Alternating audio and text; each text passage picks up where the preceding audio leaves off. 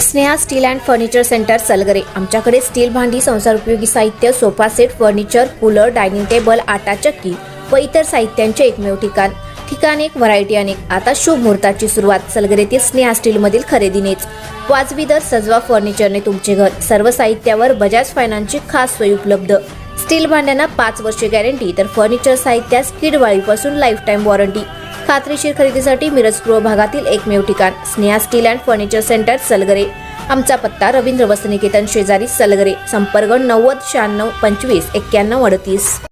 प्रत्येक बातमीतील घटनेच्या वास्तविकतेची तुलना थेट पाहत रहा चांगली अपडेट। थोडी कमी आहे, तर ह्याला नियोजन करताना साहेब आपण जल आयोगाकडून मान्यता घेऊ शकतो।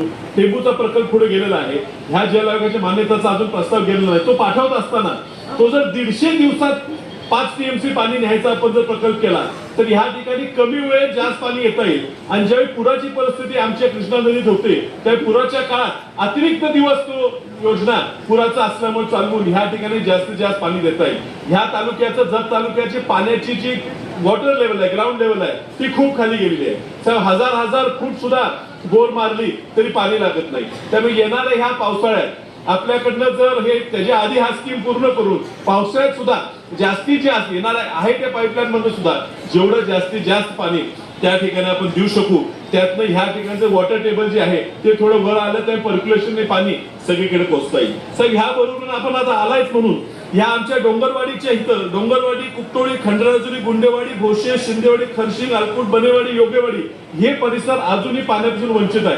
तिथं डोंगरवाडीत तुम्ही एक उपसा योजनेचं जर नियोजन केलं तर त्यातनं त्या परिसराला जो वंचित राहिला मिरज तालुका नदीपासून एवढा जवळ आहे, नदीतनं तालुक्यातनं नदी वाहते, पण हा आमचे गाव वंचित राहिले, त्यासाठी थोडे पैसे लागणार आहेत। आणि त्याचबरोबर आमच्या माझ्या मतदारसंघातल्या कडेगाव गावातले रायगाव, शाळगाव, अपशिंगे, कोतोडे, त्याचबरोबर कराडगावचे शामगाव ह्या गावात सुद्धा फक्त 100 कोटी जर तिथे उपलब्ध झाले तर थोडी लिफ्ट होऊन त्या ठिकाणी सुद्धा आपण पाणी देता येईल। साहेब पुढचं सुद्धा नियोजन कॅट डेव्हलपमेंटचं म्हणजे कमांड एरिया डेव्हलपमेंटचं जे आहे, केंद्र शासनाचा कमांड एरिया डेव्हलपमेंटसाठी नवीन योजना आणते आणि त्याचा एक पायलट प्रोजेक्ट म्हणून महाराष्ट्राला एक 100 कोटीचा निधी द्यायचा होता। मी साहेबांच्या खूप मागे लागून एक प्रकल्प म्हैसाळचा जत तालुक्यातला आपण पाठवलेला, दुर्दैवानं जळगावचा प्रोजेक्ट तुम्ही सिलेक्ट केला पायलट म्हणून।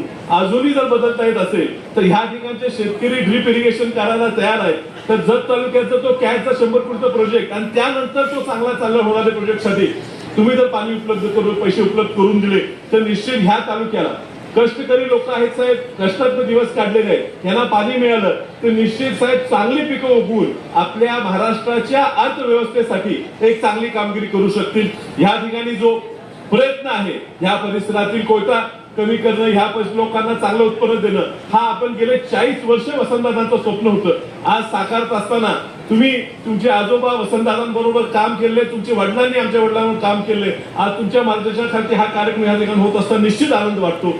आणि त्यामुळे तुम्ही पूर्ण लक्ष सांगली जिल्ह्याकडे आमच्या सगळ्यांकडे द्यावं ही तुम्हाला विनंती करतो आणि काय वेळ कमी असल्यामुळे माझं भाषण आटून घेतो ना।